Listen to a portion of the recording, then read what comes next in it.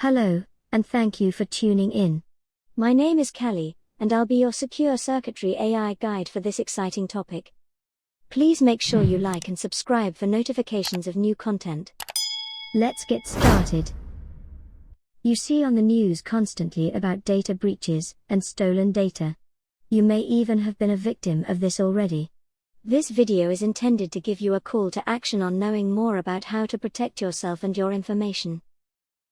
The most important thing a company has is its reputation, and the most important computing asset a company has is a database.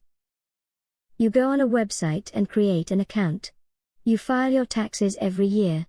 You buy a house. You get a driver's license. The list goes on and on of what can be stored in a database. In a previous video, listed above, we went through converting plaintext to ciphertext.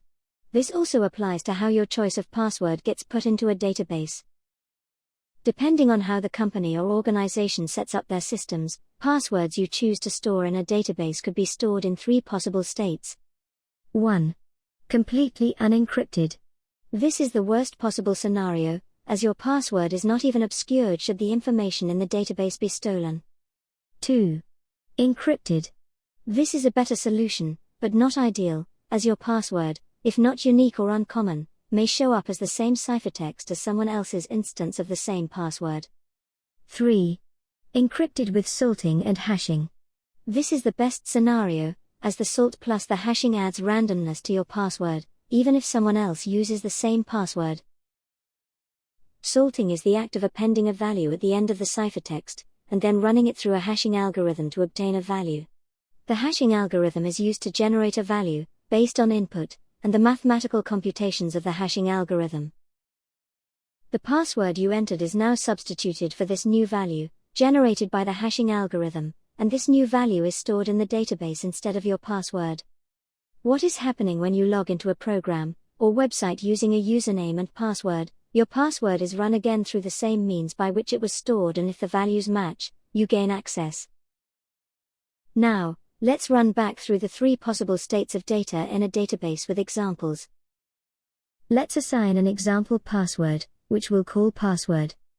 For a password that is completely unencrypted, it is pretty straightforward.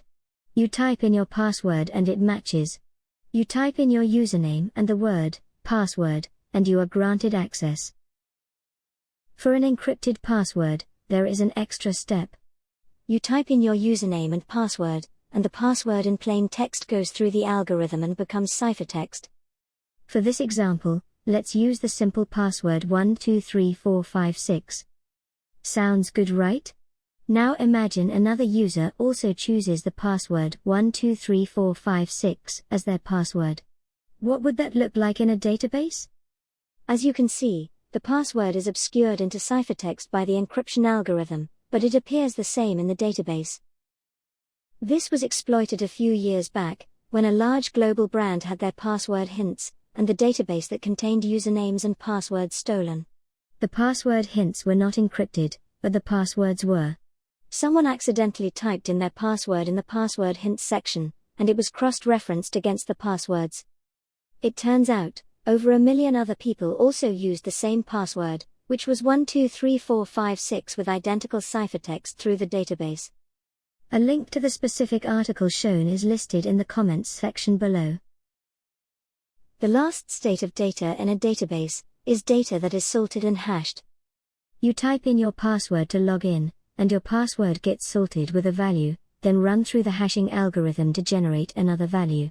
Should the value match what is in the database, then you have the correct password.